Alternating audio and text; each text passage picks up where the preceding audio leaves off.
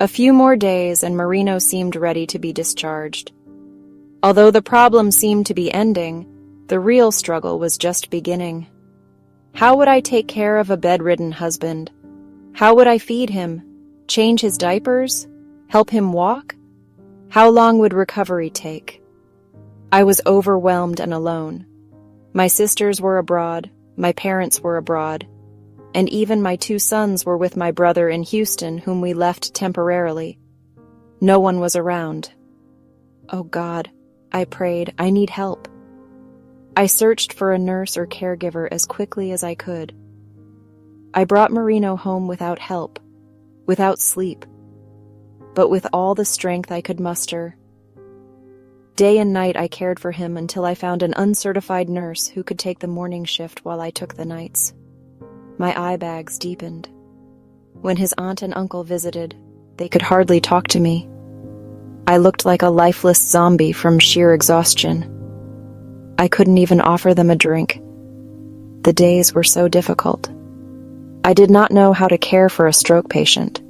It took a toll on me. Then, one day, Marino developed an unstoppable cough and high fever. Fear gripped me. I called an ambulance and rushed him to a nearby hospital, only to be rejected. They said his case was complicated and that he needed to return to the hospital where he was originally admitted.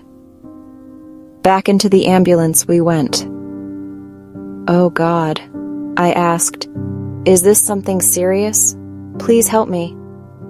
The scene felt familiar. In the ER, I waited for the verdict. Pneumonia. Marino had aspirated. Something, probably food, had gone into his lungs instead of his throat. Oh my, that was my fault, I whispered. I must have given food that wasn't soft enough, and he choked. If someone had instructed me how to handle his feeding, this might not have happened. No one taught me.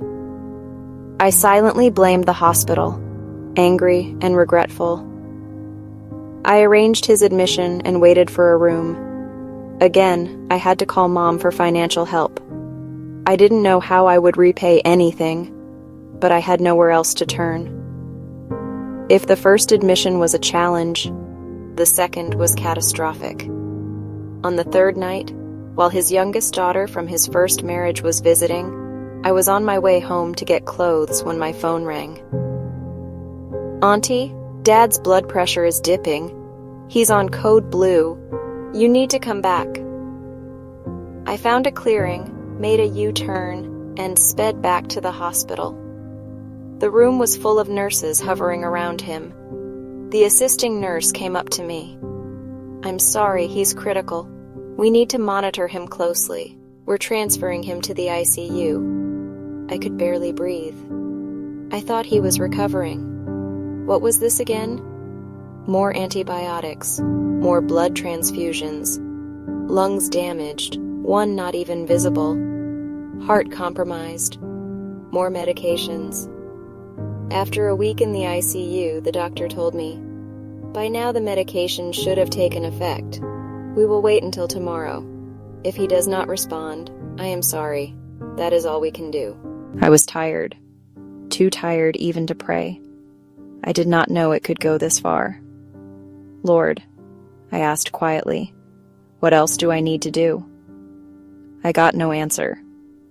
I surrender, Lord, I said instead. If it is your will to take him, I cannot do anything. Thy will be done. The next day, the most unexpected thing happened. Call it a miracle. Marino woke up, and he was okay. The doctor confirmed the medication had worked. Thank you, Jesus. I love you.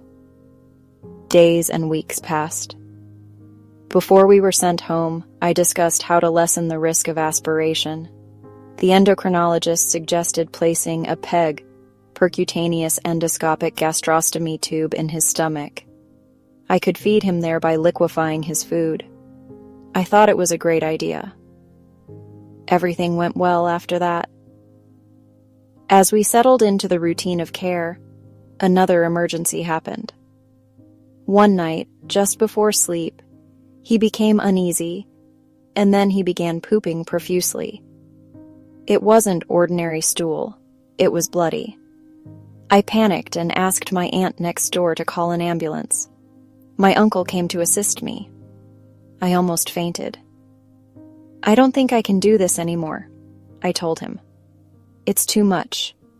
It won't stop." He looked at me with pity, unable to say a word. I feared we could not return to the big hospital.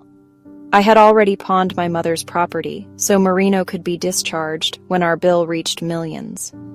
We still had a few $100,000 we could not pay, left as a balance. Oh God, what can I do? I was cold, exhausted, worried, stressed. Then I remembered his cardiologist's daughter was a doctor in another hospital. We could go there. When the ambulance arrived, I asked to be brought to that hospital. They performed an endoscopy and cauterized holes in his intestines. Months of medications without proper food had taken a toll. After the procedure, he stabilized. Then the next question. After all these expenses, I was in a ditch, literally broke. Where would I find money for the new bill? I gathered my courage and approached the endocrinologist to ask for a reprieve or discount. To my shock, he raised his voice. "I am not a doctor here just to give my services for free." I replied softly and apologetically, "I'm sorry, Doc. I asked for a discount not because you did not do a great job, but because we came from another hospital with an unpaid balance due to brain surgery and pneumonia, and I am in a serious financial strain. I'm very sorry." I left with a heavy heart. He did not give a discount. I was forced to borrow money to have Marino discharged. Back home, I had no strength left. In the early morning, exhausted from nonstop hospital runs, I sat in the living room and felt attacked by the enemy. Despair and despondency wrapped around me. I contemplated ending my life. Why do I have to go through all of this, Lord? I blamed myself for bad decisions and sins I had committed. Weeping, I begged God to forgive me and spare me from more hardship. I was penniless and didn't know how to sustain the caregiver, the medications, and even the oxygen tank he constantly needed. After that serious, painful conversation with God, as if he refused to waste a second, my phone rang. A former subordinate asked if I could meet her former employer. She had recommended me to work for them. I could hardly believe it. Another miracle. Did God hear my prayer? Tears fell from my already swollen eyes as I praised and thanked God for his love and care. Sometimes we lose our grip on faith because the challenge in front of us is overwhelming. Ending my life would have been a terrible mistake. I was moments away from God's miracle. God hears. God understands. God is awake, listening to our heartaches, disappointments, and desperate sighs. From then on, I recovered enough to keep my head just above water. The debts to my parents were gigantic, but my salary could bear the caregiver's pay, his medicines, and even a discounted fee from a physical therapist, my brother-in-law's cousin, who was so kind and generous with his time that he eventually made Marino walk with a quad cane. I even had a little extra on some weekends to treat them to fast food when my schedule allowed. My story does not end here. But at this point, my overwhelming joy at knowing God's presence in my life is irrefutable. His kindness, his love, his faithfulness, and his generosity are alive. Blessings I felt I was not worthy of, but which he gave anyway. I could not ask for more. And in the hush that follows the storm, I finally understand what the valley was teaching me all along. That healing does not begin where stitches are tied, but where truth is spoken. That forgiveness, even when met with silence, is a doorway God himself walks through. That surrender is not defeat, but the moment heaven takes over. that miracles are often quiet, an available surgeon on December 30th, a church above a wet market filled with real people, a phone call at dawn when despair is loudest.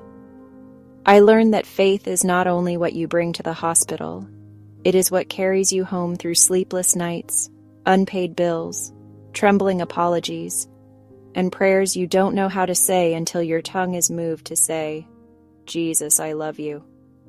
I am not worthy, yet he loved me anyway."